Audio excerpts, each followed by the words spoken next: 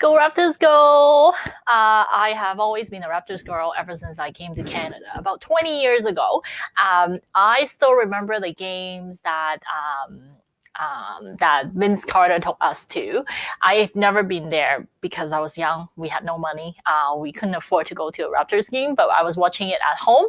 I still remember the game that Vince Carter, the Game 7, Vince Carter against I think it's Philadelphia, and he took the flight to attend his own graduation ceremony from his college, and he came back and he missed the last shot. I always remember that. And today, of course, it's another Raptors game. This season has always been a very anticipated season ever since the trade happened about a year and a half, maybe a year, less than a year ago, DeRozan with Kawhi. And arguably, it has been the best team. This Raptors team has been the best team in the history of Raptors. So we'll see if they would be able to bring it all the way to the Eastern Final. Something that we've never, as Raptors fans, have always wanted it to happen, but it has never happened before.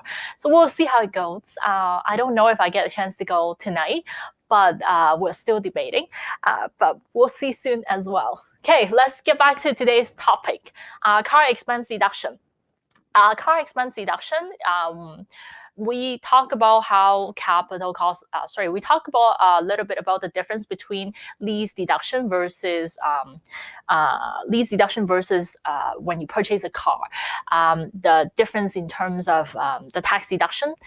Now, in today's video, I'm going to go through the type of expenses that you can deduct if you are using your car, automobile, for the purpose of running your business or for the purpose of managing your properties. Now, the first thing first is that you do need an auto lock. So if you are having trouble keeping up with all the auto lock, one thing that I do advise my client to do is to use one of the apps available. One app is called Mile IQ, I believe, and some of my clients are using it and they found it really handy. Now, the way that you do your mile log is a completely separate topic that I'm going to go through using another video.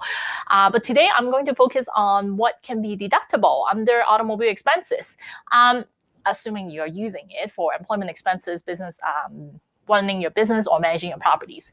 Now, automobile expenses are deductible, but you have to keep track of your gas. All your gas, so you have to keep all your gas receipts. The way that I work is that I have an envelope in my car to collect all the gas receipts in the past. Now I use my phone to snap a picture of it. There's the gas receipt. Insurance would be, auto insurance would be deductible, auto maintenance would be deductible, license and registration that you pay to the Ministry of Transportation would be tax deductible as well. Now, all the capital cost allowance, meaning that if you were to own the car, you can claim capital cost allowance of your vehicle, which is based on a calculation. Or you can claim a portion of your lease as your tax deduction as well.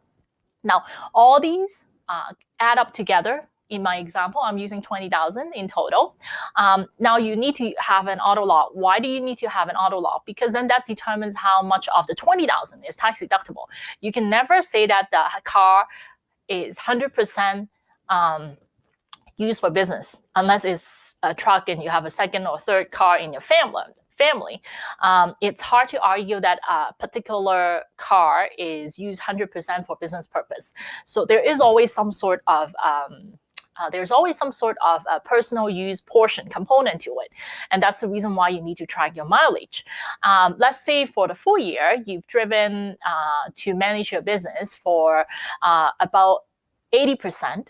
To manage your business, to run your business, manage your portfolio, then 80% of all your expenses would be tax deductible. When we do the mileage log, we would track the mileage that we use for business purpose, and then we also take the odometer at the end of the year. Every January 1st, we would take a picture of our odometer so we know exactly how much we've driven for the year. If you do it every single year, you would have a base. Let's say 20,000 is the base that you've driven for the year, and you've driven 16,000 for the purpose of running your business. So 80% of all, 80% you have 80% business use. So 80% of all your expenses would be tax deductible. And that's the amount that you would report in your return. Now, the deduction for corporation could be slightly different, but you still would need to keep track of the automobile expenses. And that is the topic for another day. Until next time, happy Canadian real estate investing. Thank you.